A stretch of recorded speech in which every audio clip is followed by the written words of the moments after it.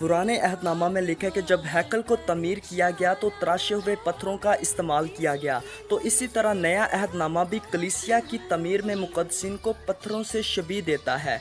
जी हाँ, खुदावंद यीशु ने भाई पतरस से कहा, तू चट्टान है जिस पर मैं कलीसिया बनाऊंगा। तो भाई पतरस वो पहले बुनियादी पत्थर थे और मैं और आप उस पत्थर पर रखे हुए पत्थर हैं। तो भाई पतरस भी अपने पहले ख़त 2 बाब की 4 आयत में ना सिर्फ खुदावंद यीशु को कीमती और ज़िंदा पत्थर कहते हैं, बल्कि हम ईमानदारों को भी वो ज़िंदा पत्थरों से शबीह देते हैं। तो आज खुदा को कलीसिया की तमीर के लिए ज़िंदा और तराशे हुए पत्थरों की ज़रूरत है। तो जब हम मसीह को कबूल करते हैं तो हम बातनी तौर पर ज़िंदा पत्थर बन जाते हैं, पर हालातों के ज़रिए खुदा का तराशने का अमल जारी रहता है। तो खुदा जब भी आपको आजमाइशों में हालातों के ज़रिए तराशे और तोड़े आपकी पुरानी फितरत से, तो उस वक़्त को आनंद का वक़्त समझें और खुदावंद पर तवक्कुल